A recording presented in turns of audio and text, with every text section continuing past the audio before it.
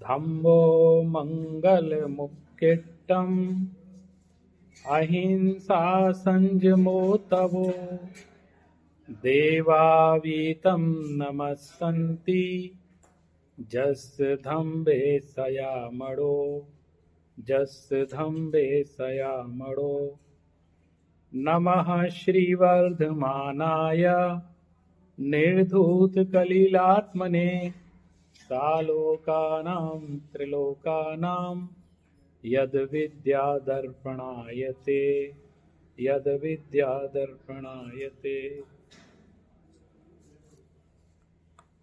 आदरणीय अध्यक्ष महोदय, हमारे बड़े भाई साहब प्रोफेसर वीर सागर जैन जी, जिनके व्याख्यान को सुनने के लिए देश ही नहीं बल्कि विदेश के लोग भी बहुत लालायित रहते हैं,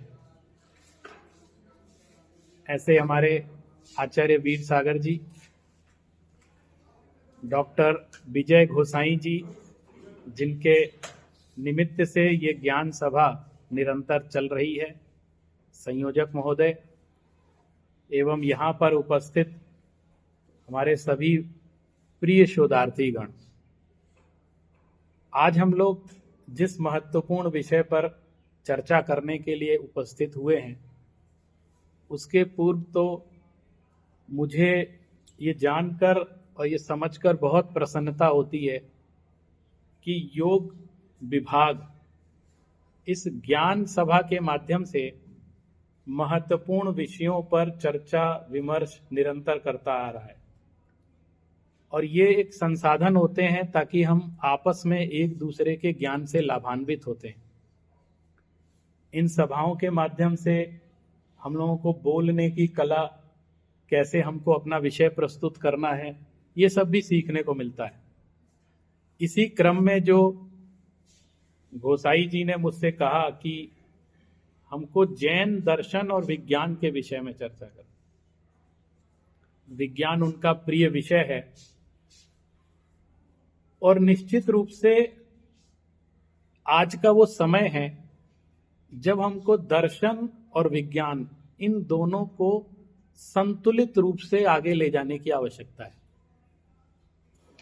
प्राचीन काल में विज्ञान नाम से अलग से कुछ नहीं था, दर्शन को ही विज्ञान कहा जाता, जहां सोचा समझा जाता है, खोज की जाती है, विशेष ज्ञान की प्राप्ति की जाती है। ये पूरी प्रक्रिया दर्शन शास्त्र से ही होती थी, और जितने भी प्राचीनतम वैज्ञानिकों के आप नाम लेंगे वो सब दार्शनिक। आज ये थोड़ा सा विभाग प्रसिद्ध हो गया है कि दर्शन विभाग अलग होगा, विज्ञान अलग होगा, लेकिन पहले सारी शाखाएं दर्शन से ही निकलती थी। दर्शन एक बड़ा व्यापक विषय है। आप लोग देखिए, किसी भी विषय में आपको शोध कार्य करना है, चाहे संसार का कोई भी विषय, लेकिन आपको पीएचडी की उपाधि मिलती है। उसका अर्थ क्या होता है? डॉक्टर ऑफ फिलॉसफी की उपाधि। यानी दर्शन सर्वोच्च है। जब आप किसी भी ज्ञान विज्ञान के उच्चतम शिखर पर पहुंच जाते हैं तो आपको दार्शनिक बनना पड़ता है। बिना दर्शन के विज्ञान हो ही नहीं सकता। हमारे जो प्राचीन काल से ही आधुनिक विद्वान भी हैं, इस विषय पर बहुत गंभीर चिंतन मनन हुआ कि क्या दर्शन और विज्ञान अलग है। अंत में निष्कर्ष ये पहुंचा, दोनों एक ही सिक्के के दो पहलू हैं, आप इनको अलग करके देख नहीं सकते। धर्म के साथ भी ये बात है, क्या धर्म और विज्ञान अलग है? धर्म अलग क्यों कहा जाता है, विज्ञान अलग क्यों कहा जाता है? और इस समय तो एक दौर चल रहा है कि जब चारों तरफ लोग धर्म और विज्ञान की चर्चा कर रहे हैं, दोनों बातों पर सोच रहे हैं। एक दौर था जो सिर्फ धर्म की चर्चा होती थी, फिर एक दौर आया कि कुछ नहीं है धर्म, सिर्फ विज्ञान ही सब कुछ, लेकिन उससे भी पार नहीं पड़ी। तो अब एक संतुलन का युग आया है कि लोग धर्म को भी महत्व दे रहे हैं और विज्ञान को भी महत्व दे रहे हैं। दोनों के बारे में समझ रहे हैं कि हम दोनों के बिना नहीं रह सकते, ऐसा चिंतन चल रहा है। एक की सरलिंग नाम के एक विद्वान हुए हैं, 1929 में उन्होंने बहुत अच्छी एक पुस्तक लिखी है, क्रिएटिव अंडरस्टैंडिंग।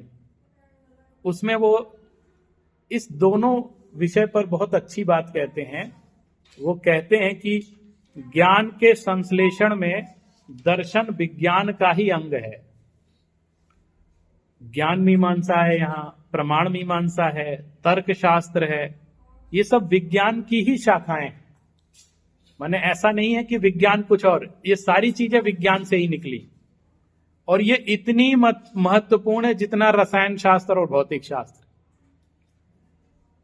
चाहे हम एनाटॉमी पढ़ें या फिजियोलॉजी पढ़ें, ये सब उतना ही महत्वपूर्ण है, ये भी जानना उतना ही महत्वपूर्ण है। इसलिए वो इन दोनों को एक रूप से देखते हैं। आज आप लोग मनोविज्ञान के बारे में चर्चा करते हैं। आज विश्वविद्यालयों में मनोविज्ञान नाम का अलग से विभाग होता है, उसका एमए होता है मनोविज्ञान। आप अगर खोज करेंगे तो कुछ वर्ष पूर्व तक मनोविज्ञान नाम का कोई विभाग नहीं होता था। मनोविज्ञान पढ़ाया जाता था लेकिन दर्शन विभाग में ही पढ़ाया जाता। लेकिन उस मनोविज्ञान ने इतना अधिक विकास कर लिया, इतना अधिक विकास कर लिया अपने क्षेत्र में कि उसको एक स्वतंत्र इकाई के रूप में स्थापित कर दिया। यानी निकला वो दर्शन से ही है। आज हम लोग दर्शन का अनुवाद फिलॉसफी करते हैं और बोलते भी हैं। हमारे उत्तर भारत में सब तरफ दर्शन विभाग का नाम डिपार्टमेंट ऑफ फिलॉसफी होता है। लेकिन आप महाराष्ट्र में जाएंगे, मुंबई विश्वविद्यालय में जाएंगे तो वहां अंग्रेजी में लिखा होता है डिपार्टमेंट ऑफ फिलॉसफी, लेकिन हिंदी में तत्व ज्ञान विभाग। वहां दर्शन शब्द का प्रयोग ही नहीं कर रहे हो। यानी दर्शन का अर्थ है तत्व ज्ञान। तत्व ज्ञान को दर्शन कह रहे हैं। माने उसका अनुवाद उन्होंने दर्शन नहीं किया। इंग्लिश में वो फिलॉसफी लिखते हैं लेकिन हिंदी में कहते हैं दर्शन, तत्व ज्ञान विभाग। तो मुझे बड़ी प्रसन्नता हुई वो देख के कि दर्शन का जो असली तत्व है, तत्व ज्ञान, उसको उन्होंने प्रमुखता से वहां पर रखा है। दूसरी बात आती है धर्म और विज्ञान को लेकर के। पहले विज्ञान का काम भी धर्म ही करता था। धर्म के क्षेत्र में विज्ञान का पल्लवन हुआ। बाद में जब बहिर्मुखी विकास ज्यादा हो गया तो और विज्ञान को तवज्जो दी जाने लगी, तब धीरे धीरे धार्मिक आस्थाओं को दरकिनार कर दिया और विज्ञान ने धार्मिक पाखंडों को तोड़ने का काम किया, जिससे धर्म का सुधार हुआ। माने धर्म का विरोधी नहीं है विज्ञान, लेकिन धर्म के सुधार में, कि हम भी धर्म को लेकर बहुत रॉन्ग परसेप्शन क्रिएट कर लेते हैं। जो धर्म में जो तत्व है ही नहीं, पाखंड के कारण हम उन तत्वों का विकास कर लेते हैं। तो विज्ञान हमें समझाता है कि असली धर्म क्या है, इसलिए वो धर्म की समीक्षा करता है। तो धार्मिक लोगों को बुरा लगा कि जो ईश्वर के द्वारा कहा गया, कही गई बातें हैं, आप उसका निषेध क्यों कर रहे हैं। लेकिन धर्म कहता नहीं, हम तो तर्क और युक्ति से चिंतन करते हैं। यही चीज दर्शन शास्त्र ने भी की। दर्शन शास्त्र ने भी कहा कि हम प्रमाण के आधार पर व्याख्या करें, हम तर्क और युक्ति से चिंतन करेंगे। युक्तिमद वचनम यस्य तस्य कार्य परिग्रह, उसका वचन हमको स्वीकृत है जो युक्ति युक्त होगा। इसको मैं कहता हूं ये प्राचीन विज्ञान है, जिसने युक्ति युक्त बात को, तर्क संगत बात को स्वीकार किया। विज्ञान तर्क पर आधारित है, तो दर्शन की एक पूरी परंपरा तर्क शास्त्र को जन्म देती है। कहते बिना तर्क के हम बात नहीं करते, वो तर्क से ही सत्य का अनुसंधान करते हैं। ये बात अलग है कि अनुभूति के स्तर पर तर्क काम नहीं करता है, लेकिन अनुभूति तक पहुंचने के लिए तर्क हमारी सहायता करता है। तक्ता तथ्य न विज्जयी, तर्क वहां पर स्थित नहीं है, लेकिन उस तक पहुंचने का मार्ग जब हम उसका निर्णय करते हैं सत्य का, तो उसमें हमारी तर्क सहायता करता है। तर्क एक नाव की तरह है जिस पर बैठ करके हम उस पार जाते हैं, लेकिन उस नाव को छोड़ते हैं तभी उस पार उतर पाते, उसका अनुभव कर पाते हैं। तो धर्म के क्षेत्र में और विज्ञान के क्षेत्र में चर्चा शुरू हुई। कहा गया कि यदि विज्ञान एक शक्ति है, जैसा कि हम लोग को सामने दिखाई दे रहा है, तो धर्म उसमें क्या करेगा। तो कहा जाता है कि धर्म उस शक्ति की दिशा तय करता है। विज्ञान उसकी दिशा तय नहीं कर पा रहा है, उसकी दिशा तय करने का काम धर्म करता है। वो सिर्फ शक्ति है, विवेक का काम धर्म का है। धर्म ये निर्धारित करता है उस शक्ति का उपयोग हमें सृजनात्मक रूप से करना है, न कि विध्वंसात्मक रूप से। तो विज्ञान का अगर उपयोग भी करना है सही तरीके से तो हमें धर्म की आवश्यकता पड़ेगी, क्योंकि इसका निर्णय विवेक शक्ति विज्ञान विकसित नहीं कर पा रहा है। विवेक के लिए हमें एथिक्स में आना पड़ेगा, हमें दर्शन शास्त्र में जाना पड़ेगा, धर्म शास्त्र में जाना पड़ेगा, तभी हम विज्ञान का सही उपयोग भी कर सकते हैं। हम सभी ने बचपन से ही एक कहावत सुनी है धर्म के लिए, विज्ञान के लिए, कि science is a good servant but a bad master. ये सुना है सबने, तो ये सही बात है। तो जब तक सर्वेंट है तब तक तो ठीक है, लेकिन जब वो मास्टर बन जाता है तब वो हमारे लिए नुकसानदायक हो जाता है, सारी मानव जाति के लिए नुकसानदायक हो जाता है।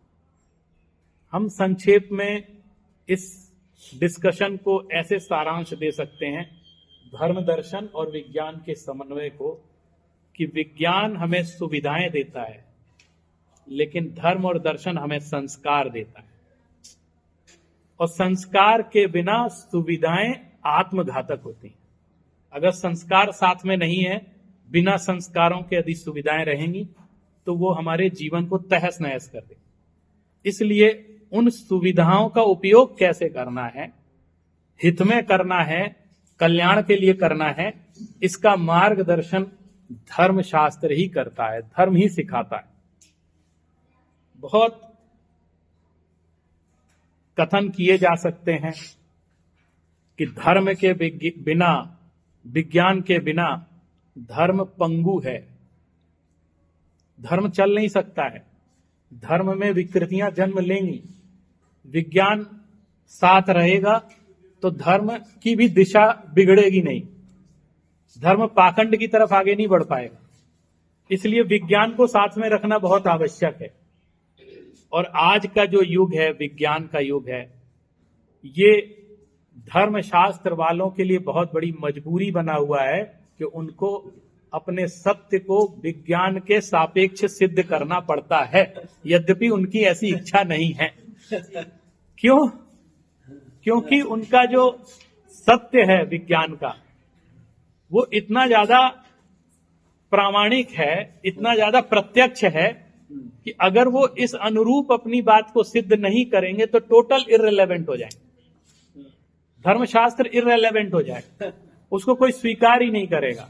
इसलिए धर्म को भी ये बहुत जरूरी आवश्यकता है कि वो विज्ञान के सापेक्ष में और अपने आप को अपडेट रखे, अपने आप को उसके अनुकूल बनाकर चले। प्रत्यक्ष में कोई चीज दिख रही है, सिद्ध हो रही है, और आप एकदम से अवहेलना करते चले जा रहे हैं, तो ये बहुत दिन तक ये बात चल नहीं पाएगी। आपको तर्क संगत तरीके से धार्मिक सिद्धांतों को रखना पड़ेगा, विज्ञान के सापेक्ष होकर के। इसीलिए मुझे लगता है घोसाई जी के मन में विचार आया कि विज्ञान, धर्म और विज्ञान, और विशेषकर चूंकि मैं जैन दर्शन का विद्यार्थी हूं, तो जैन दर्शन और विज्ञान का कैसा तालमेल है। देखिए, जैन दर्शन एक बहुत ही यथार्थवादी दर्शन है, और जैन दर्शन ने आरंभ से ही वस्तु स्वभाव की व्याख्या की। वो धर्म का लक्षण ही वैज्ञानिक तरीके से करते हैं। वो धर्म, अगर आप गहराई से उन ग्रंथों का अध्ययन करेंगे तो धर्म की शुरुआत उन्होंने कहा वस्तु का स्वभाव धर्म है। जो वस्तु जैसी उसका जो स्वभाव है, जैसे अग्नि का स्वभाव उष्णता है, बोलते ये धर्म है। अब क्या विज्ञान इससे अपना वैमत्य रख सकता है कि अग्नि उष्ण नहीं है? वो कहते हैं अग्नि का स्वभाव उष्णता है, यही उसका धर्म है। तो धर्म की परिभाषा वस्तु स्वभाव के अनुकूल कर दी। इसलिए वो कहते हैं कि स्वभाव ही धर्म है। अगर आत्मा अपने स्वभाव में है तो वो धर्म में है, और यदि विभाव में है तो वो अधर्म में है। तो इसकी व्याख्या भी उन्होंने, चाहे उसका एथिक्स भी हो, वो इसी के अनुपात में चलता है आगे।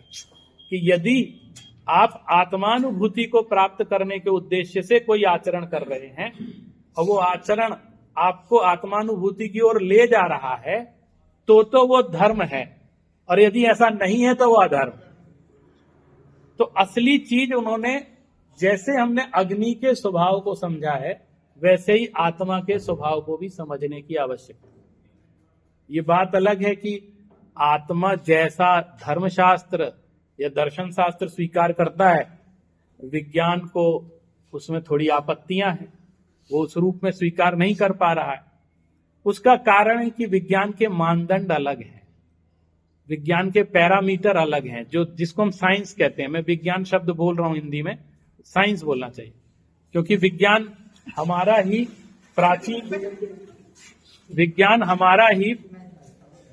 प्राचीन रूप है।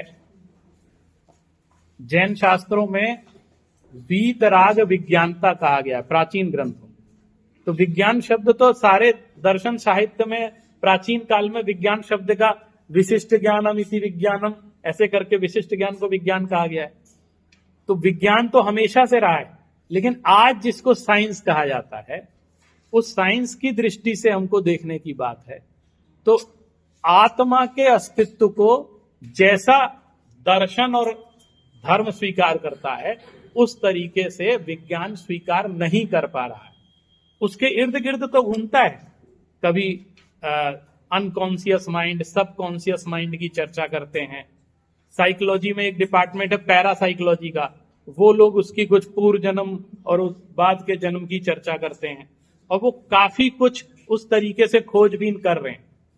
लेकिन अभी तक वो जिस निष्कर्ष पर पहुंचे हैं उसको एक एनर्जी के रूप में स्वीकार कर रहे हैं, जीव की सत्ता को एक एनर्जी के रूप में, क्योंकि टोटल उसके एग्जिस्टेंस को वो अस्वीकृत भी नहीं कर पा रहे।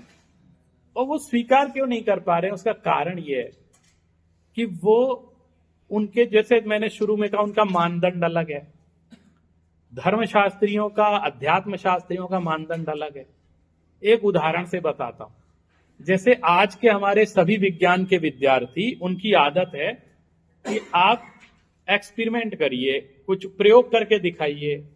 आत्मा है तो वो हमें दिखाइए, अगर आप दिखा सकते हैं कैमरे में कैद करिए उसको, आप फोटो दिखाइए, उसकी वीडियो बनाइए, या परख नली में उसको सिद्ध करिए, टेस्ट ट्यूब बनाइए, तब हम आत्मा के अस्तित्व को मानेंगे। आप हमें कहीं सूक्ष्मदर्शी से दिखा दीजिए, तब हम आत्मा के अस्तित्व को मानेंगे। आप समझ रहे हैं? देखो, मैं एक भेद भी बताता हुआ चल रहा हूं। अब उनका ये जो मानदंड है वो आत्मा के अस्तित्व को लेकर सिद्धि, माने वो उस तक पहुंच ही नहीं पाएगा, क्योंकि कारण ये है कि धर्म और अध्यात्म, वो कहते हैं कि आप हमें आत्मा दिखाएंगे तब हम आत्मा को मानेंगे, और धर्मशास्त्र या अध्यात्म शास्त्र कहता है जब आप आत्मा को मानेंगे तब आत्मा दिखेगी। आप ये अंतर समझिए, ये दोनों में जो एक अंतर है, भाई उनकी अपनी मजबूरी है। वो कहते हैं हमको जब तो टेबल पे दिखा दो तो हम मान लेंगे, और हमारी मजबूरी है कि जो अतीन्द्रिय तत्व है वो इंद्रिय से कैसे दर्शन होगा। आत्मा तो अतीन्द्रिय तत्व है, उसकी अनुभूति अतीन्द्रियत्व के रूप में ही होगी, और इंद्रियों से उसकी अनुभूति हो ही नहीं सकती, ये प्रसिद्ध है। तो उस अतीन्द्रिय तत्व की अनुभूति उसके ही माध्यम से होगी, लेकिन उसका एक प्रोसेस है कि हमें पहले उसकी सत्ता को मानना पड़ेगा कि वो है। इसको कहते हैं श्रद्धान, विश्वास। पहले आत्मा के प्रति आप विश्वास रखिए। हमारे पास प्रोसेस है, जैनिज्म ने उसका प्रोसेस बताया, सम्यक दर्शन, सम्यक ज्ञान, सम्यक चारित्र। सम्यक दर्शन का अर्थ है विश्वास। पहले आत्मा पर विश्वास करिए, आत्म श्रद्धान करिए, फिर जब जिस दिन आपको श्रद्धान हो जाएगा, विश्वास हो जाएगा, उसी दिन आत्मज्ञान भी हो जाएगा, जो सम्यक ज्ञान है वो भी हो जाएगा। फिर उसके बाद आत्मा की अनुभूति होगी, जिसको हम सम्यक चारित्र कहते हैं।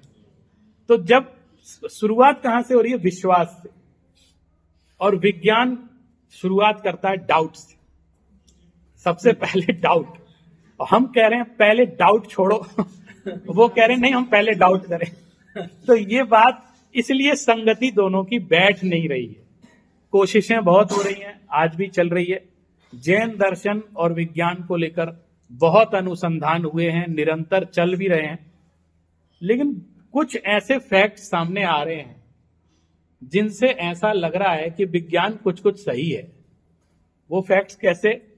क्योंकि मैं धर्मशास्त्र का विद्यार्थी हूं, दर्शन शास्त्र का विद्यार्थी हूं, और मैं ये कथमपि नहीं कह सकता कि मैं विज्ञान के मानदंडों पर धर्म के सिद्धांतों को सिद्ध करूंगा। मैं ये कह सकता हूं कि मैं धर्म के मानदंडों पर विज्ञान के सिद्धांतों को समझने की कोशिश करूंगा। क्यों?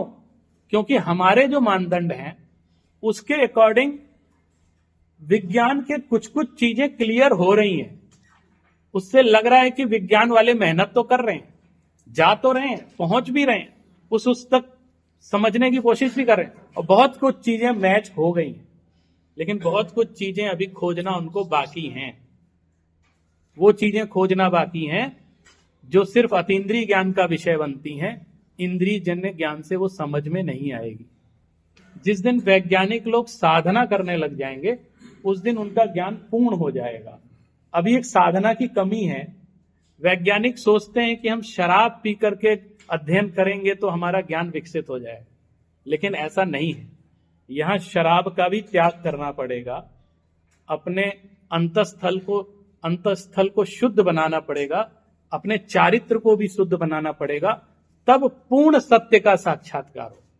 अभी नियम के मार्ग से उस मार्ग से जाना ही पड़ेगा, योग का मार्ग उनको अपनाना पड़ेगा।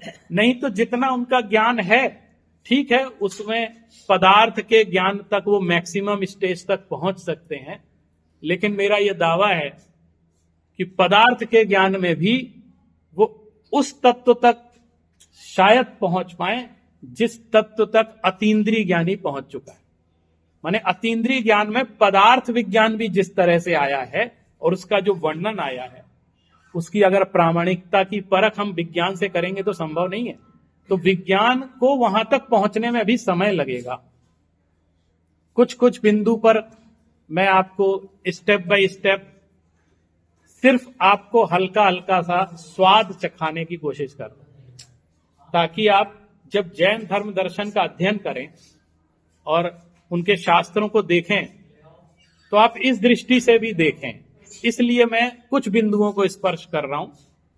किसी भी एक बिंदु पर चर्चा करने के लिए बहुत समय चाहिए, लेकिन मैं सिर्फ आपको एक उदाहरण के रूप में कुछ चीजें बता रहा हूं। जैन परंपरा में एक गणित की अवधारणा है, मैथमेटिक्स। आप सभी जानते हैं मैथमेटिक्स विज्ञान का ही एक पार्ट है, और ऐसा कहा जाता है कि mathematics is the queen of all sciences. ऐसा मैथमेटिक्स के लिए कहा जाता है।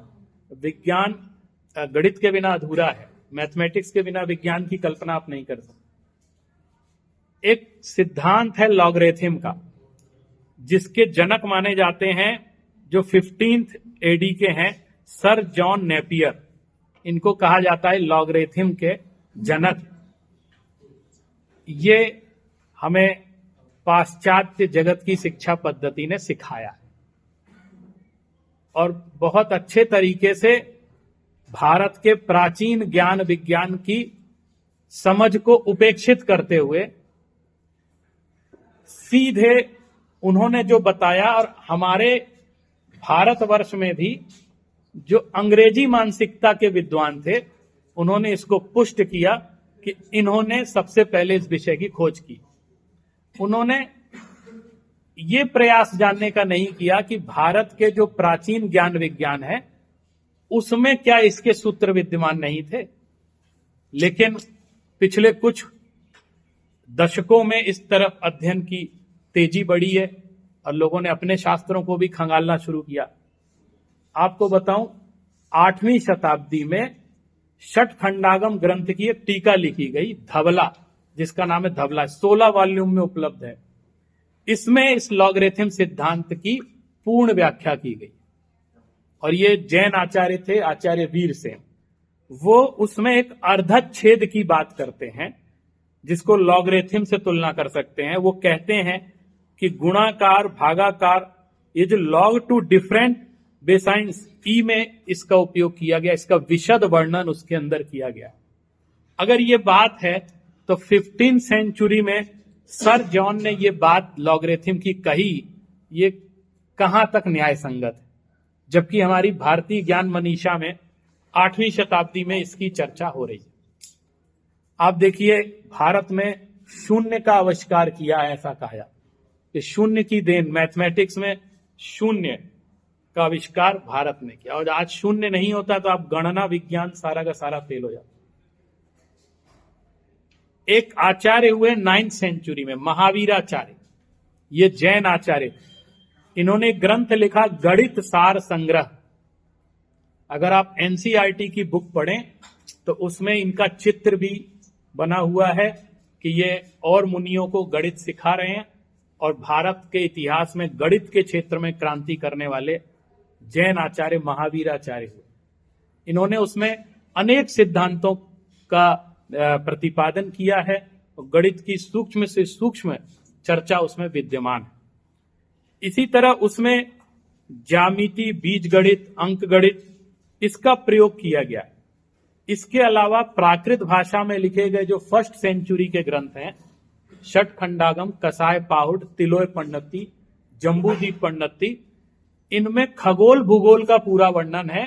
और वो जिस गणित के माध्यम से किया गया है, वो गणित समझने के लिए भी आज लोगों की बुद्धि इतनी सक्षम नहीं है। बहुत कम स्कॉलर हैं जो उस गणित को समझ पाते हैं या उसकी व्याख्या कर पाते हैं। तो उन्होंने पूरे किस तरह से नाप किया जाता है, 3 लोक का क्या नाप है, मध्य लोक कितना बड़ा है, ऊर्ध्व लोक कितना बड़ा है, इसका एक एक मेजरमेंट उसके अंदर दिया गया, और वो भी प्राकृत भाषा में लिखा हुआ है। प्राकृत की आचार्य कल्पना जी यहां विराजमान है, तो ये जानती हैं इस चीज को। आप सोचिए, प्राकृत की गाथाओं में पूरा गणित विद्यमान। आज इसकी समझ थोड़ी विकसित लोग कर रहे हैं।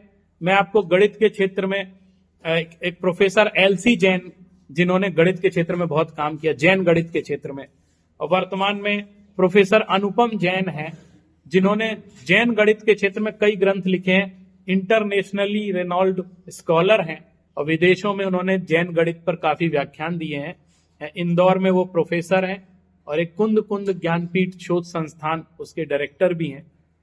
इसी तरह हम देखें, अब हम लोग मेटाफिजिक्स की तरफ आते हैं, द्रव्य विज्ञान। जैन दर्शन का वैज्ञानिक दृष्टिकोण इसी बात से शुरू होता है कि वो इस सृष्टि का कर्ता किसी को नहीं मानते। जैसा कि सारे ही धर्मशास्त्रों में लगभग जितने भी सेमेटिक रिलीजन है और इंडियन रिलीजन है, मोस्टली ये बात मानते हैं कि सृष्टि की रचना ईश्वर ने की है। सृष्टि की ही नहीं, हम सबकी रचना ईश्वर ने की है, और हम उनकी इच्छा के बिना एक पत्ता भी इधर से उधर नहीं हिलता। ये कॉमन अवधारणा है, सभी लोग इस चीज को जानते हैं। आप हमारे जो बाहर के धर्म दर्शन है उनमें भी ये सेम बात, क्रिश्चियनिटी भी इस बात को स्वीकार करती है कि गॉड के इच्छा के बिना या उनकी मर्जी बिना कुछ भी नहीं होता। इस्लाम भी इस बात को मानता है कि खुदा के अलावा कुछ नहीं है, खुदा ही नियंता है सबका। लेकिन ईसा से 600 ईस्वी पूर्व वैशाली से एक राजकुमार खड़ा हुआ और उसने आत्मानुसंधान किया, और उसने इस बात की घोषणा की कि ईश्वर है लेकिन इस सृष्टि का कर्ता नहीं। वो सिर्फ जानता है और देखता है, वो ज्ञाता दृष्टा है, जानना स्वभाव है, वो वीतरागी है, लेकिन वो किसी को क्रिएट या डिस्ट्रॉय नहीं करता, कुछ बनाता बिगाड़ता नहीं है। ये प्रकृति स्वयं ही निर्मित है, स्वभाव से ही निर्मित है, और इसमें भी जो परिवर्तन होता है वो स्वरूपता ही इसका परिवर्तन होता है। कोई व्यक्ति या ईश्वर इसका परिवर्तन नहीं करता है। तो साइंस की शुरुआत यहीं से हम प्रारंभ करते हैं कि जैन दर्शन का एक वैज्ञानिक दृष्टिकोण प्रारंभ हुआ। अभी कुछ समय पहले एक साइंटिस्ट ने गॉड पार्टिकल्स की खोज की थी, तो आपने उसका सुना होगा। पूरे दुनिया में हल्ला मच गया, और अधिकतर लोगों ने यह माना कि उन्होंने गॉड की खोज कर ली है। वो बहुत चतुर वैज्ञानिक थे, उन्होंने पार्टिकल की खोज की, उसका नाम गॉड रख दी। तो लोग जो है बहुत आश्चर्य भरी नजरों से उनकी बातें सुनने लगे। लेकिन उस व्यक्ति का अगर उसकी थ्योरी आप पढ़ेंगे तो उसने यही सिद्ध किया है कि इस सृष्टि का कोई भी कर्ता नहीं है। No one is the creator of this earth. कोई भी इस चीज को बनाता या बिगाड़ता नहीं है। ये प्रकृति स्वतंत्र है और अपने आप हर द्रव्य का स्वतंत्र परिणमन होता है। एक स्वतंत्रता का संगनाद जैन दर्शन करता है। प्रत्येक द्रव्य, प्रत्येक जीव स्वतंत्र है, कोई किसी का कर्ता धर्ता नहीं है। मेरा कर्ता धर्ता स्वयं मैं हूं, मेरी आत्मा है, जो कर्म मैं करूंगा वही मैं भोगूंगा। कोई सृष्टि में ऐसा व्यक्ति नहीं है जो मेरे कर्मों का नाश करे। यदि मुझे कर्मों का नाश करना है तो मुझे स्वयं पुरुषार्थ करना पड़ेगा, स्वयं तपस्या करनी पड़ेगी। किसी के आशीर्वाद से या किसी की शरण में जाने से मेरा कर्म नष्ट नहीं हो, उसके लिए मुझे खुद मेहनत करनी पड़ेगी। इसीलिए जैन संस्कृति का एक नाम श्रमण संस्कृति भी पड़ा। श्रमण संस्कृति का अर्थ होता है जो श्रम यानी पुरुषार्थ पर विश्वास रखते हैं, कर्म पर विश्वास रखते हैं। हम खुद करेंगे तभी होगा, कोई व्यक्ति मेरा कल्याण कर नहीं सकता। भगवान की जो जैन दर्शन में, जैन धर्म में जो पूजा की जाती है, आपने देखा होगा, अनेक जैन मंदिरों में भी गए होंगे आप, वहां पर सारे विधि विधान होते हैं, पूजा होती है, अनुष्ठान होता है। तो जब ईश्वर की कल्पना नहीं है तो ऐसा क्यों होता है? वहां सारे रिचुअल्स बहुत, बल्कि पहले से ज्यादा ऑर्गेनाइज हो रहे हैं, तो ऐसा क्यों होता है? वहां भी उनके गुणों का स्तवन किया जाता है। गुणेषु अनुरागा भक्ति। भक्ति का लक्षण भी वैज्ञानिक है। किसी भी व्यक्ति के गुणों की प्राप्ति के लिए वंदे तदगुण लब्धये, तो ये जो वंदे शब्द है ये भक्ति परक। हम आपकी वंदना इसलिए करते हैं ताकि आपके गुणों की प्राप्ति मेरे अंदर हो जाए, इसलिए मैं आपके गुणों की स्तुति कर रहा हूं। तो जो तीर्थंकरों की स्तुति है उसका पर्पस भी यही है कि उनके अंदर जो वीतरागी गुण है वो सारे गुण मेरे अंदर भी हो जाए, मेरे अंदर भी वीतरागता का विकास हो। हम यही कामना करते हैं। तो इस दृष्टि से पूजा अर्चना या जो भी रिचुअल्स परफॉर्म किए जाते हैं वो भी उसका परम उद्देश्य यही मात्र रहता है। इस चीज को हमेशा हतोत्साहित किया जाता है जैन परंपरा में। यदि कोई मंदिर जाता है, भगवान को मानता है और वहां भोगों की कामना करता है, मेरी शादी नहीं हो रही है, शादी हो जाए, मेरी नौकरी नहीं लग रही, नौकरी लग जाए, मैं 50 रुपए चढ़ाऊं, मुझे 500 का लाभ हो जाए, इस तरह के दरिद्रता और इस तरह का भिगमंगापन को बहुत ज्यादा हतोत्साहित किया गया। कोई इस तरह से करता है तो उसका निषेध किया जाता है कि आप इस कामना से यदि भक्ति कर रहे हैं तो दरअसल आप पुण्य नहीं पाप कर रहे हैं, क्योंकि आप भोग की कामना कर रहे हैं, संसार की कामना कर रहे हैं। मंदिर या वीतरागी भगवान, उनको वीतराग विज्ञान कहा जाता है। शास्त्रों में आया है विज्ञान शब्द, वीतराग विज्ञानता। वो कह रहे हैं कि हम जो हमारा जो आप पे श्रद्धान है सिर्फ इसलिए है कि जिस रास्ते पर आप चले उसी रास्ते पर मैं भी चलूं, मेरे अंदर इतनी क्षमता आ जाए कि मैं भी आपके बताए हुए मार्ग पर चल सकूं। लेकिन मुझे जो प्राप्ति होनी होगी वो मेरे पुण्य और पाप के परिणाम स्वरूप होगी, वो किसी आपकी कृपा से नहीं होगी। और आपकी कृपा यही है कि आपने हमें रास्ता बतलाया, सिर्फ इतना आपका आशीर्वाद है और हम उस रास्ते पर चलें। तो ये जो एक यथार्थवाद है, किसी तरह का इसमें कल्पना का आरोपण नहीं है, किसी तरह के पाखंड की स्वीकृति नहीं है, ये जैन धर्म का एक विज्ञान है। तो मैंने जैसे कहा कि सृष्टि की रचना ईश्वर ने नहीं की, ऐसा जैन दर्शन मानता है, तो फिर हुई कैसे? तो उसके लिए वो षड द्रव्यवाद की बात करते हैं कि जीव, पुद्गल, धर्म, अधर्म, आकाश, काल, ये 6 द्रव्य हैं और इनके समूह को विश्व बोलते। इनके समूह से ही विश्व का निर्माण हुआ है और ये प्रत्येक द्रव्य स्वतंत्र है। जीव की आप अवधारणा इन्हीं 6 द्रव्यों को अगर मैं समझा दूंगा तो आपको जैन दर्शन का साइंस समझ में आ जाए। और मैं साइंस की दृष्टि से ही बताता हूं। चेतना लक्षणों जीवा, जीव का लक्षण चेतना का, जिसके अंदर ज्ञान, दर्शन, चेतना पाया जाता है वो जीव है। जीव की जितनी सूक्ष्म व्याख्या जैन दर्शन के शास्त्रों में है, शायद आपको दुनिया में कहीं नहीं मिले।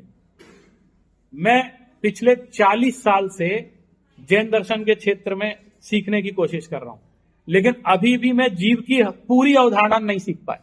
अभी भी मेरा प्रयास जारी, इतना सूक्ष्म विवेचन। एक बार आपने 19वीं शताब्दी में आकर के जब जगदीश चंद्र बसु ने खोज की कि पेड़ पौधों में जीवन होता है, तो उनको नोबेल पुरस्कार दे दिया गया। भारत के ही वैज्ञानिक थे, नोबेल पुरस्कार मिल गया। लेकिन क्या आपको ऐसा लगता है कि भारतीय परंपरा में कभी पेड़ पौधों को जीवन न स्वीकार किया गया? लेकिन उन्होंने साइंस से सिद्ध कर दिया, इसलिए नोबेल पुरस्कार मिल गया। यहां तो कण कण में जब से सृष्टि है तब से ही इस बात को कहा जा रहा है कि पेड़ पौधों में जीवन है, पानी में भी जीवन है। अगर वैदिक परंपरा में देखें तो वायु देवता, जल देवता, देवता कोई जड़ पदार्थ थोड़े ही होते हैं, सारे चेतन ही होते हैं। लेकिन जैन परंपरा ने षड जीवनिकाय की बात की। मैं पूरा जीव का सिद्धांत गहराई से नहीं समझा सकता हूं, लेकिन आपको उसका अनुभव करा सकता हूं। एक बार एक बहुत बड़े विद्वान थे गोपाल दास बरैया जी, उनका एक व्याख्यान साइंस कॉलेज कोलकाता में हुआ, और साइंस कॉलेज में सारे साइंस के स्टूडेंट, तो उनका व्याख्यान हुआ जैन दर्शन में जीव, इस विषय। और उन्होंने एक अपना व्याख्यान दिया, संस्कृत के बहुत बड़े विद्वान थे। जब उन्होंने व्याख्यान दिया तो सब लोगों ने मजाक उड़ाया, सारे साइंस के स्टूडेंट थे। अब ये क्या बात कर रहे हैं, जल में भी जीव है, वायु में भी जीव है, थल में भी जीव है, ये क्या, ये तो बकवास। ऐसे सबने मजाक उड़ाया। लेकिन उस बंदे को हम नमन करना चाहते हैं कि वो डटे रहे और हमारे जो प्राचीन सिद्धांत है उसको सुना करके आए। लेकिन उनका ये सुनाना खाली नहीं गया। उन्हीं सारे विद्यार्थियों में एक विद्यार्थी बैठा था, जगदीश चंद्र बसु। उसने ये बात सुनी और उसके दिमाग में क्लिक कर गई, ये बात क्या है। इतना बड़ा विद्वान प्राचीन शास्त्रों का उल्लेख करके कुछ कह रहा है और ये सारे जो है हंसी उड़ा रहे। उनके दिमाग में ये बात कौंध गई और उन्होंने अपने रिसर्च का टॉपिक ही यही बनाया कि मुझे वनस्पतियों में जीवन की खोज करनी है। और उनकी रिसर्च कामयाब हुई, जिसपे नोबेल पुरस्कार मिला। उसके प्रीफेस में उन्होंने ये अपनी कहानी लिखी है कि मुझे इसका क्लू कहां से मिला, मैंने किसकी प्रेरणा से मुझे बात समझ में आई। इससे एक बात ये भी सिद्ध होती है कि आपकी कोई बात सुने न सुने, मजाक उड़ाए, लेकिन बात करते रहिए। क्या पता किसके दिमाग में बात समझ में आ जाए। हो सकता है पूरी जनता कहे नकार रहे, लेकिन अगर आपको बात आपका डिसीजन सही है तो अपनी बात कहने में पीछे मत रहिए। माने हमारी भारतीय संस्कृति, हमारी भारतीय परंपरा का जो ज्ञान विज्ञान है, चाहे दुनिया कुछ भी बोले, लेकिन उसकी बात हमको कहते रहना चाहिए। तभी लोगों के अंदर वैसे परसेप्शंस क्लियर होंगे, तभी वो अवधारणाएं विकसित कर पाएंगे, जैसे जगदीश चंद्र बसु ने कर ली। तो जैन दर्शन ने प्रत्येक ये जो जिसको लोग जड़ समझ रहे थे, जल भी जड़ है। अब आज जब एनवायरमेंटल साइंस की बात आती है, प्रदूषण की समस्या, पूरा विश्व पर्यावरण को लेकर परेशान है, तब उसको ये चिंता हो रही है कि हमको जल को भी बचाना है। जैन परंपरा में जल गालन, पानी छानकर पानी पीने की परंपरा प्राचीन काल से ही रही कि आप पानी छानी। तो पानी छानने के पीछे उनका उद्देश्य स्वास्थ्य का नहीं था, जैसा हमारा आजकल हो गया है। उनका उद्देश्य था कि जल का एक जीव मर जाते हैं, उन जीवों का मुझे रक्षण करना है, तो वो पानी छान करके बचे हुए पानी को वापस कुएं में डाल देते थे, ताकि वो जीव वापस वहीं पहुंच जाए, हमको पानी पीने को भी मिल जाए और उनकी हत्या भी ना हो। इतना सूक्ष्म चिंतन जो जल के प्रति करेगा। वनस्पति कायक को बिना काम का तोड़ना पाप माना गया है। अनर्थ दंड व्रत के अंतर्गत ये कहा गया कि आप किसी भी घास फूस को फालतू मत तोड़िए, आपको जितनी जरूरत है उतना ले लीजिए। अगर आपको एक आम का फल खाना है तो आप आम का फल खा लीजिए, पूरा पेड़ क्यों काट रहे हैं या पूरी डाल क्यों तोड़ रहे हैं, क्योंकि वो भी जीवन है। तो एक जब संवेदना की अनुभूति होती है, समानुभूति होती है कि जैसा मैं हूं वैसा ही वृक्ष भी है, इसके अंदर भी जीवन है। तो ये कॉन्सेप्ट भगवान महावीर ही नहीं बल्कि उनके पहले जो 23 तीर्थंकरों की परंपरा, तीर्थंकर ऋषभ देव से शुरू होती है, वो प्राग ऐतिहासिक काल के हैं। उन्होंने 80 कृषि की शिक्षा दी। उन्होंने उसी समय बात बता दी थी कि पेड़ पौधों में जीवन होता है। आपको वायु कायिक जीवों की रक्षा करनी है, अग्नि कायिक जीवों की रक्षा करनी है, आपको जल कायिक जीवों की रक्षा करनी है। अगर आपने इस षड जीवनी काय के प्रति दया और करुणा जीवन में विकसित कर ली प्रत्येक व्यक्ति ने, तो पर्यावरण की समस्या, प्रदूषण की समस्या रहेगी नहीं। क्योंकि चूंकि हम इतने बेदर्द हो गए हैं इन चीजों के प्रति, इसलिए आज वो प्रकृति हमें वापस लौटा रही है कि तुमने हमारा स्वास्थ्य खराब किया, अब तुम बैठो, फेफड़े खराब हो जाएंगे, ये खराब हो जाएगा, सांस लेना मुश्किल हो रहा है दिल्ली के अंदर। ये किस चीज का परिणाम? माने हम सोच रहे थे हम उनका दोहन कर रहे हैं, दरअसल हमारा दोहन हो रहा, और हमने इस चीज को समझा नहीं। तो पर्यावरण विज्ञान के बहुत सारे सूत्र जैन दर्शन के ग्रंथों में भरे पड़े हैं, आवश्यकता है उसको खोजने की। मैंने आपको एक सूत्र बताया है। अगर आप परमाणु विज्ञान की चर्चा करना चाहते हैं तो आपको तत्वार सूत्र, जो पहली शताब्दी में संस्कृत में लिखा गया, उसके परमाणु विज्ञान को पढ़ना चाहिए, जो अजीब तत्व की व्याख्या करता है। परमाणु एक प्रदेशी होता है और परमाणु परमाणु को कहते हैं, जो अविभागी होता है। ये सब विज्ञान के क्षेत्र में जानते हैं आप इस। तो ज्यों की त्यों व्याख्या, जो डार्विन जिस तरीके से परमाणुवाद को कह रहे थे, और भी दार्शनिक कह रहे थे जो वैज्ञानिक हैं, उसकी पूरी व्याख्या ज्यों की त्यों आपको तत्वार सूत्र में मिलती। लेकिन यह विडंबना रही कि उन वैज्ञानिकों ने उन ग्रंथों का उल्लेख नहीं किया। और जबकि मेरा विश्वास है कि भारत से जितने शास्त्र उठा करके विदेशी लोग ले गए थे, उन्हीं शास्त्रों का अध्ययन कर करके वो सूत्र उन्होंने यहां खोजे, क्योंकि उनको ये बात मालूम थी कि भारत ज्ञान विज्ञान का गढ़ हमेशा से था। लेकिन इस चीज का उल्लेख नहीं किया। आप देखिए तत्वार सूत्र का जो 5वां अध्याय है, उसकी जितनी टीकाएं लिखी गई, अगर आचार्य अकलंक की राजवार्तिक टीका पढ़ लें तो उसमें परमाणु का जितना सूक्ष्म तत्व विज्ञापित हुआ है वो मैं अभी भी नहीं समझ पाया हूं। मैं तरह तरह से कोशिश करता हूं समझने की उसकी टीका को, लेकिन जितनी सूक्ष्म, आज आप कह रहे हैं जिसको एनर्जी की बात करते हैं, उसमें एक अदृश्य परमाणु की चर्चा है। हम तो परमाणु को रूपी मानते हैं, उसमें एक भेद ऐसा भी बताया कि अरूपी भी है। आप सोचिए कितनी बड़ी बात कह दी। लेकिन ये चर्चा हमारे शास्त्रों में प्राचीन काल से विद्यमान है। इलेक्ट्रॉन, प्रोटॉन, न्यूट्रॉन, परमाणु के भेद आपने पढ़े हैं। अब यहां पर जो परमाणु में एक बंधन की बात कहते हैं, स्निग्ध रुक्षत्वाद बंधा। बंधन कैसे होता है? स्निग्ध और रुक्षता से होता है। परमाणु का जो स्कंद बनता है बंधन से, उसमें 2 गुण होने चाहिए, तब जाकर बंधन होता है। तो अगर हम साइंस की दृष्टि से देखें तो ऋणात्मक विद्युन्मय कण है वो इलेक्ट्रॉन है, और धनात्मक विद्युन्मय कण पॉजिट्रॉन है। उसकी चर्चा हम रुक्ष के साथ करते हैं और स्निग्ध के साथ करते हैं। तो एक परमाणु शास्त्र पर ही आप अगर जैन दर्शन को देखेंगे तो आपको इतना बड़ा साइंस वहां पर मिल जाएगा। और मेरा ये भी विश्वास है, दरअसल हम सभी के अध्ययन बहुत एकांगी हैं, हम सर्वांगीण अध्ययन नहीं करते हैं। हमको सर्वज्ञ होने की आवश्यकता है, लेकिन हम लोग विशेषज्ञ हो। जो धर्मशास्त्र जानता है वो विज्ञान नहीं जानता है, जो विज्ञान जानता है वो धर्मशास्त्र नहीं जानता है, वो दोनों अधूरे हैं। हम लोग दर्शन और अध्यात्म की बात करते हैं, लेकिन हमने विज्ञान का वैसा विधिवत अध्ययन नहीं किया है।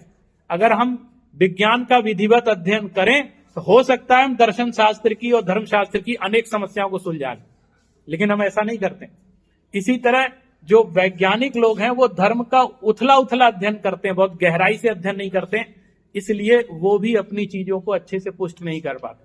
तो एक समन्वय की आवश्यकता तो है कि दोनों का तुलनात्मक अध्ययन हो, दोनों का अच्छे से अध्ययन करके।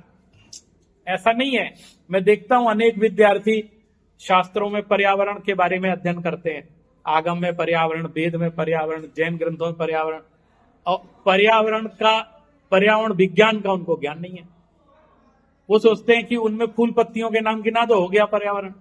वेदों में फूल पत्तियों के नाम आए हैं, वो बता के कहते हैं पर्यावरण हो गया।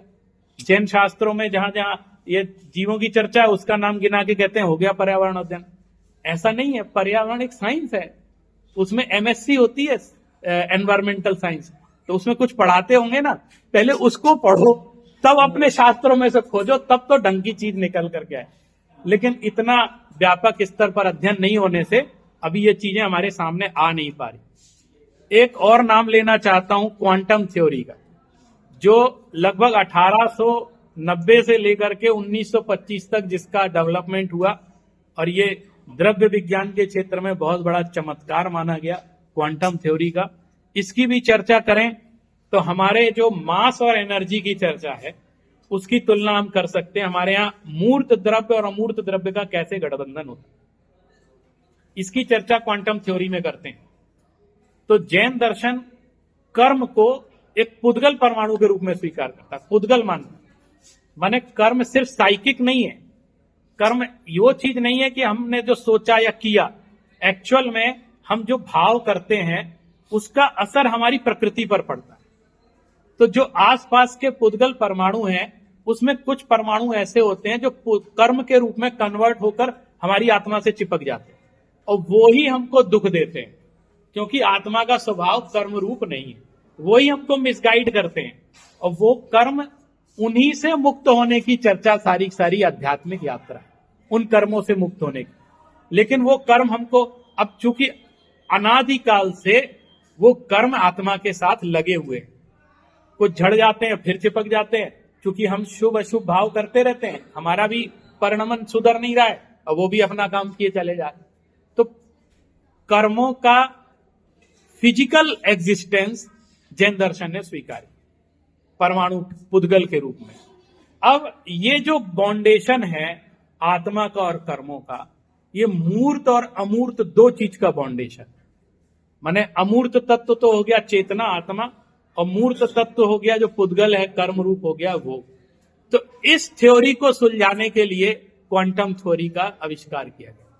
लेकिन ये हमारी परंपरा में कर्मों के बंधन का इतिहास बहुत अच्छे से समझाया गया है। और मैं आपको ये भी कहना चाहता हूं कि जैसे मैंने जीव के बारे में कहा और विषय में कहा, जैन दर्शन का कर्म विज्ञान में जानता हूं, लेकिन आपके लिए जितनी गहराई में कर्म थ्योरी बतलाई गई है वो अभी भी मेरी पूरी समझ में नहीं आई। मेरा उस पर अनुसंधान जारी है। इतनी गहरी व्याख्या कर्म विज्ञान को लेकर के है कि मुझे लगता है 20-30 साल से मैं लगाऊं, अभी तक तो क्लियर हुआ नहीं। अंत समय तक हो जाए तो बहुत बड़ी बात। इतना गहरा अनुसंधान उसमें, माने कर्म शास्त्र लिखे गए हैं। इस कर्म को समझाने के लिए प्राचीन ग्रंथों में इतनी गहरी व्याख्या है कि कुछ 2-4 विद्वान ही इस देश में है जो उस गहरी को पकड़ को रखते हैं। ऐसे ऐसे ग्रंथ, गोमट सार, जीव कांड, कर्म कांड, ऐसे ऐसे ग्रंथ लिखे गए उसकी गहराइयों को बताने के। तो इस बाउंडेशन को भी समझते हैं। फिर इसके बाद नोबेल विजेता एक डिब्रोली हुए हैं, जिन्होंने वेव नेचर ऑफ मैटर लिखा। इन्होंने भी सिद्ध किया कि परमाणु द्विगुणी होता है, और जो कि जैन फिलॉसफी से रिलेटेड था। इस तरह बहुत सारे वैज्ञानिकों के नाम ले सकते हैं। एक धर्म द्रव्य अधर्म द्रव्य की चर्चा आती है। धर्म द्रव्य जो गति में सहायता करता है, अदृश्य रूप में हमारे आसपास विद्यमान है। अधर्म द्रव्य भी हमको स्थिति में सहायता, हम रुके हुए हैं अधर्म द्रव्य के कारण, ये हमारे आसपास अदृश्य रूप से विद्यमान है। कोई इस बात को मानता ही नहीं। लेकिन जब ईथर का कॉन्सेप्ट आया और हमारे डॉक्टर A.S. एडिंगटन ने the nature of physical world में लिखा कि एक अभौतिक पदार्थ हमारे आसपास लोक में अखंड रूप से व्याप्त है, जो हमारे गति में सहायक होता है, तब लोगों को समझ में आया कि धर्म द्रव्य किसको कहते हैं। और इसी तरह जब थ्योरी ऑफ ग्रेविटी, जब हम गुरुत्वाकर्षण के सिद्धांत की चर्चा करते हैं, तो वो अधर्म द्रव्य है जो हमको स्थिति में सहायक होता है। आपने देखा होगा स्थिति क्यों बनी हुई है। अगर मैं यहाँ स्थित हूं, आप स्थित हैं, हिल नहीं पा रहे हैं, आप चाहते हैं आप रुकना, तो अधर्म द्रव्य आपकी सहायता कर रहा है। एक फोर्स है जो इधर से लग रहा है, वो आपको स्थिर किए हुए। तो एक अधर्म द्रव्य हमारे चारों तरफ विराजमान होता है। इसी तरह आकाश और काल और दिक् की चर्चा आपने सुनी होगी, दिशा काल। आइंस्टाइन ने आकाश और काल की बहुत चर्चा की है। तो जैन दर्शन का जो आकाश और काल है, आकाश सभी द्रव्यों को अवगाहन की क्षमता प्रदान करता है, और इसी तरह काल द्रव्य परिवर्तन में सहायक होता है। तो आइंस्टाइन ने स्पेस एंड टाइम की थ्योरी को इसी तरह से हमारे सामने व्याख्यायित किया है। एक 4 डायमेंशनल थ्योरी जो कहती है कि प्रत्येक वस्तु दैशिक है, दिक आयामों के साथ एक चौथा आयाम काल को भी हमें स्वीकार करना पड़ेगा, अन्यथा परिवर्तन संभव नहीं है। तो जैन दर्शन में काल का एक लक्षण बताया, वर्तना लक्षणों परिणाम। जो वर्तना जिसका लक्षण है वो काल है। अगर काल द्रव्य नहीं होगा तो किसी भी चीज में चेंजिंग ही नहीं हो। इस चीज को भी विज्ञान ने बहुत कुछ स्वीकार कर लिया है। तो द्रव्य मीमांसा के क्षेत्र में तो साइंस बहुत कुछ एक्सेप्ट कर रहा है चीजों, लेकिन जरूरत यह है कि अब आचार मीमांसा के क्षेत्र में भी उसको स्वीकार किया जाए। जैन एथिक्स की चर्चा यदि आप करेंगे तो जितने अणुव्रत महाव्रत की चर्चा है और भी जैन परंपरा के जो नियम है वो सभी वैज्ञानिक नियम माने जाते हैं। जैसे एक सिर्फ उन नियमों में एक की चर्चा करना चाहता हूं मैं, फिर उसको विराम देंगे। जैसे रात्रि भोजन त्याग, जैन परंपरा का एक, बल्कि 5 व्रत के बाद एक छठे व्रत के रूप में इसको स्वीकार किया गया कि रात्रि भोजन नहीं करना, दिन में खाना खाना और दिन में ही सब संपन्न करना, रात को नहीं खाना। यानी सूर्यास्त के पहले भोजन कर लेना और अगले दिन सूर्योदय के बाद भोजन ग्रहण करना। अब ये थ्योरी कई दृष्टियों से समझाई गई। एक तो उसके पीछे एक पर्पज बहुत बड़ा ये था कि आप दिन रात खाते ही रहेंगे तो आत्मा का चिंतन कब करें। दिन में भी खाना, रात को भी खाना, है ना, 24 घंटे दिमाग उसी में लगा हुआ है। और अगर आपके पेट में अवकाश नहीं होगा ना तो आत्मा की अनुभूति नहीं होगी, क्योंकि सारे शक्ति जो है वो पचाने में लगी हुई है। स्वास्थ्य ठीक नहीं रहेगा तो आपको आत्मा की अनुभूति नहीं होगी। सिर दर्द कर रहा है तो आत्मा की अनुभूति नहीं होगी। कहीं रोग है तो उसी में दिमाग जाए। तो पहले शरीर स्वस्थ रहे, इसके लिए भोजन शुद्धि बहुत, आहार शुद्धि की बहुत आवश्यकता। इसलिए जैन परंपरा ने आहार शुद्धि पर इतना अधिक बल दिया कि जब इतना बल दिया तब आज जाके थोड़ा बहुत शुद्ध है। अगर इतना बल नहीं देते तो ये भी नहीं बचते। इतना बल दिया, फोर्स, रात को भोजन नहीं करना। जब उन्होंने कहा रात को पानी भी नहीं पीना, तब जाकर के आज हम लोग रात को पानी पी के काम चला लेते। जब उन्होंने इतना कहा कि रात को पानी भी नहीं, क्यों, ऐसा क्यों कहा?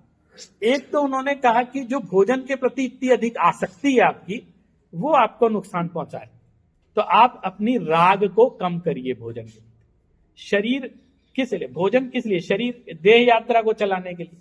हम स्वाद के लिए भोजन कर रहे हैं, शरीर को चलाने के लिए। जब हम शरीर को चलाने के लिए भोजन करते हैं तो वो योगी का भोजन होता है, और जब हम स्वाद के लिए भोजन करते हैं तो भोगी का भोजन होता है।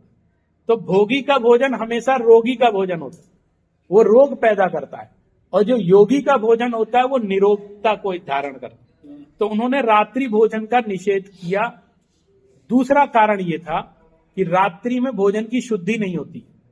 जो साइंस कहता है कि सूर्य की रोशनी में जो अल्ट्रावायलेट किरणें होती हैं वो चीजों को अपने आप शुद्ध कर देती हैं उनकी रोशनी में। तो रात्रि में जो भोजन का निर्माण होता है या रात्रि में जो भोजन रखा हुआ खाते हैं वो अशुद्ध हो जाता है।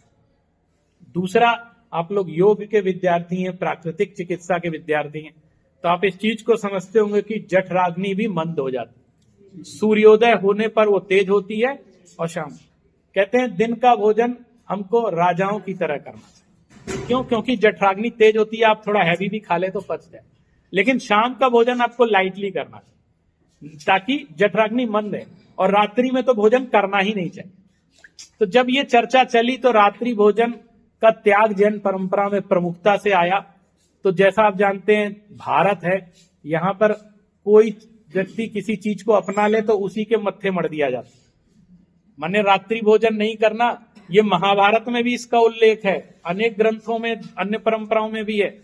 लेकिन बोले आप पाल रहे हो, ये आपका ही धर्म है, आप मानो, आपका कम जान। और लोगों ने कहा ये आपका है इसलिए हम फॉलो नहीं करेंगे। ये भी होता है ऐसा होता है, आपने देखा होगा, कई जगह होता है। तो ये चाहे चीज कितनी अच्छी हो, लेकिन चूंकि आपकी है इसलिए हम नहीं मानते। तो जबकि हम अगर अपने स्वास्थ्य की दृष्टि से देखें तो आहार शास्त्र, आहार विज्ञान पूरा आयुर्वेद शास्त्र के अनुरूप जैन परंपरा में किया। इतना समय नहीं है, नहीं मैं एक एक चीज की व्याख्या करूं तो आप आश्चर्यचकित रह जाएंगे। और आप सोचेंगे कि आज का जीवन, माने जैन शास्त्रों की या जैन विज्ञान की सबसे बड़ी सिद्धि तो कोरोना ने की है। जब कोरोना काल आया तो कितना हम लोग व्यवस्थित, एक टच भी नहीं कर रहे, इसको भी नहीं छू रहे, उसको भी नहीं छू रहे। और पहले वो समझाते थे ऐसा मत करो, एक दूसरे से दूर रहो, ये करो, तो कहते थे फालतू की बातें कर। लेकिन कोरोना ने ये भी सिखाया कि कैसे मुंह पे पट्टी बांधो, नाक बंद करो, सांस बंद करो, ये हर चीज हाथ धो के करो। ये सब हमारे आचार शास्त्र में था, लेकिन हम इन चीजों को विस्मृत कर गए, तो ये इस तरह की बीमारियां जन्म लेती हैं। आज भी डॉक्टर हमको सिखाता ही है कि भाई आप संक्रमण फैले ऐसा कोई भी काम मत करो, और आप उन जीवों की विराधना मत करो, उन जीवों की अशातना मत करो, उन पर करुणा भाव रखो, उनके प्रति हृदय में दया रखो, घर में साफ सफाई रखो ताकि कीड़े पैदा ही ना हो, ऐसा विवेक पैदा करो। इस तरह एथिक्स के क्षेत्र में बहुत बड़ा योगदान हमारे आचार शास्त्र विज्ञान के क्षेत्र में जैन परंपरा ने दिया है। और बहुत सारी चर्चा है, क्योंकि मुझे लगता है समय अब हो रहा है, तो मैं उन बातों को नहीं ले जाना चाहता। लेकिन अभी आधुनिक समय में एक साइंस ऑफ लिविंग करके कॉन्सेप्ट डेवलप हुआ है, जिसको आचार्य महाप्रज्ञ और आचार्य तुलसी ने बताया। वो सारा का सारा जैन विज्ञान पर आधारित। मैं आपको कुछ किताबों के नाम जरूर बताना चाहूंगा। यदि आप इस क्षेत्र में शोध करने के या फिर अध्ययन करने के इच्छुक हैं, तो उन ग्रंथों को देखेंगे तो आपको जो जैनिज्म का साइंस है वो अधिक विस्तृत रूप से समझ में आएगा। जैसे एक पुस्तक है मुनि महेंद्र कुमार जी की विश्व प्रहेलिका। ये पुस्तक बहुत पहले लिखी गई, लेकिन साइंस के क्षेत्र में बहुत अधिक अध्ययन करके जैन सिद्धांतों को इसमें सिद्ध किया गया है। एक पुस्तक अभी नई आई है डॉक्टर अनिल जैन की, जैन दर्शन विज्ञान के परिप्रेक्ष्य में। एक पुस्तक है डॉक्टर अनुपम जैन की, मैथमेटिक्स इन जैनिज्म, जो मैंने आपको नाम लिया था, मैथ के क्षेत्र में आपको देखना हो। इसी तरह एक डॉक्टर एमबी मोदी साइंटिस्ट हैं जो अब्दुल कलाम के साथ काम कर चुके हैं। इन्होंने एक ग्रंथ लिखा है वैज्ञानिक महावीर, उसमें भी उन्होंने साइंस की चर्चा बहुत की है।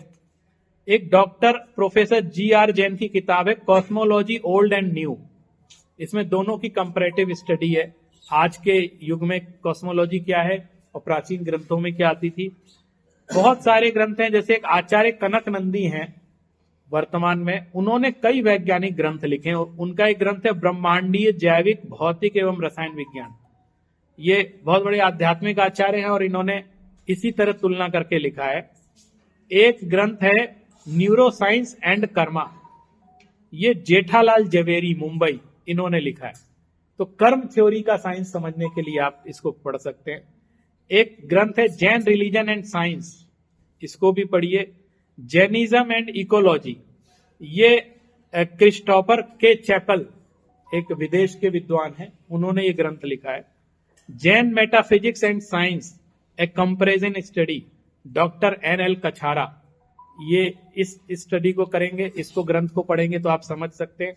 एक Jain studies and science, doctor Mahaveer Raj गैलड़ा, इनकी बहुत अच्छी बुक है, बड़ी प्रसिद्ध बुक है।